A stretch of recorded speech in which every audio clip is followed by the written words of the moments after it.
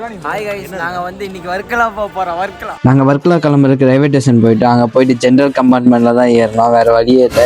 மேலே ஏறி உக்காந்துட்டேன். நானும் என் ஃப்ரெண்டு இன்னொருத்தான் கீழே உக்காந்துட்டேன். மேலே ஏறி உக்காந்ததுல எனக்கு தூக்கமே வரல நைட்டு ஃபுல்லாக. நான் தூங்காதடா. எப்படியோ ஒரு வழியாக வர்க்கலா வந்து சேர்ந்துட்டோம். இதெல்லாம் நடக்குமா? நடந்துருச்சு. எப்படியோ ஒரு வழியாக ரூம் புக் பண்ணிட்டு ரூம் சாவி வாங்கிட்டு கிளம்பிட்டோம். எங்கள் ரூமுக்கு ஆப்போசிட் வியூஸ்லாம் நல்லா இருந்துச்சு. திங்ஸ்லாம் ரூமில் வச்சுட்டு பீச்சுக்கு குளிக்க கிளம்பிட்டோம். ஏன்டா டேய், எனக்குன்னே வருவீங்களாடா? ஏன்ட்ட சரசம் பண்றக்கே வாட்டாப்பே உங்களை பெற்று விடுறாங்களா? அவனை சொல்லி நிறுத்துங்களேன்டா. அவன் நிறுத்துற அந்த லூசுக்கு மட்டும் வந்துட்டே இருக்கான் போடுறா.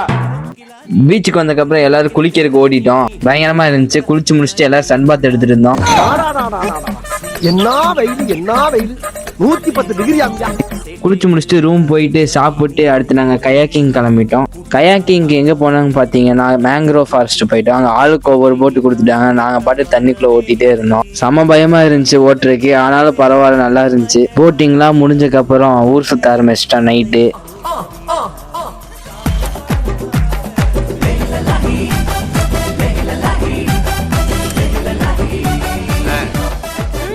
டிஜே வேற இருந்துச்சு. ஒவ்வொரு சாங்கும் செம வைபா போட்டிருந்தாங்க.